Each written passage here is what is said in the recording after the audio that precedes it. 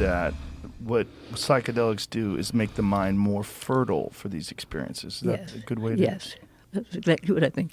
I think you're at that level where the ego's control has dissolved to some degree. And so it's like fertile ground. And so if you've, whatever, pre-trained, or if you're ready for a mystical experience, you're more likely to have it in that experience, in that state of mind. So the mind is actually restricting us in many ways through the ego from having these experiences. Yes, I think so. And what psychedelics do is release those boundaries. Yes. I think that due to the evolution of man, Homo sapiens, and taking the upright position, this is a theory I was introduced to in 1966. And actually, I think a lot of the details are probably wrong, but the concept, I think, is true, which is the ape standing upright. One thing people haven't taken into account is, obviously there are hundreds of acids of standing upright. You free your hands, you run faster, you see further, all of that.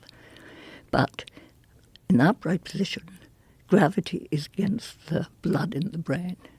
Because in the brain there are two fluid volumes, blood and cerebral spinal fluid, which is water, basically, which is made in the brain itself.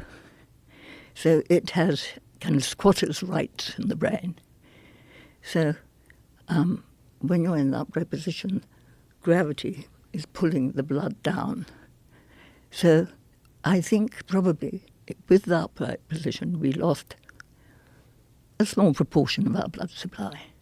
I mean, some animals, if you tie them up, right, a dog, for instance, if it's tied up so it can't get down, it will start howling and go mad because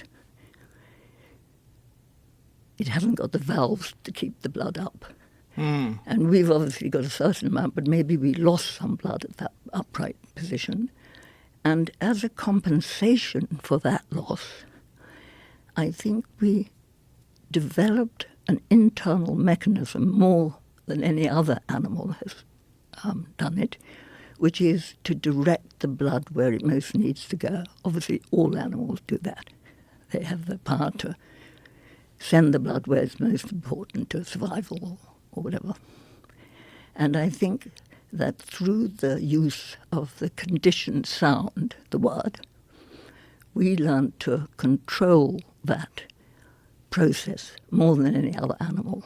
And over the millennia, we kind of built up our power to do that. So I think that's the secret of why humans, which is just a talking ape, got control of the whole game because of our creation of language, which enabled us to do all these incredible things we do.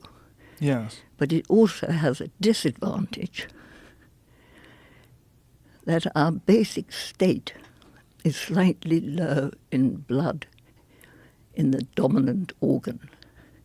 So we have to keep this mechanism of tight control where the blood is distributed. And that is evolved with the ego, which is essential. I mean, we wouldn't survive without the ego to kind of direct the blood where it's most needed. People who lose their ego, and in the 60s when people took large doses of LSD, as it was then, every day, sometimes they lost their ego, they flipped out. And there was one occasion of someone we knew who was in Ibiza, and he'd flipped out, and he put the key in the lock to open the door. Someone said goodnight to him. He put the key in the lock and left him.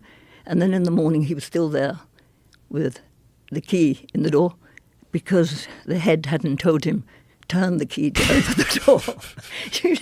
So we need the words to keep us, Yes. under control.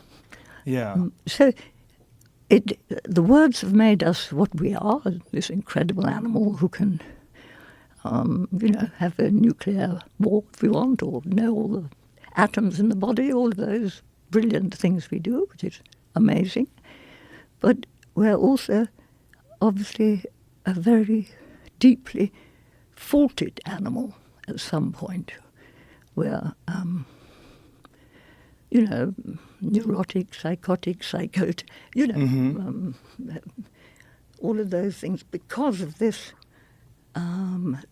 shortage of blood, and then the dependent on the meaning of the word. So if we have a terrible conditioning, which a lot of people do, Yes.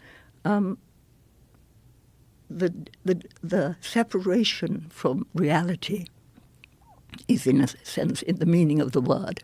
Mm. So the danger of our society now, in a sense, is we're getting further and further away from nature, in a sense. And that, in a way, is why psychedelics can be a very useful medicine, because they increase the connectivity with the senses, with the internal bodily senses and also the outside perceptual senses. So I actually think that we're entering a kind of new possible age, and that's why for fun I call it the psychedelic age, because for the first time we've got, or getting, the knowledge by which we can actually understand the brain better and understand how we can alter the volume of blood in the brain, which is giving the brain energy. The whole thing is about energy. The more energy we have, the more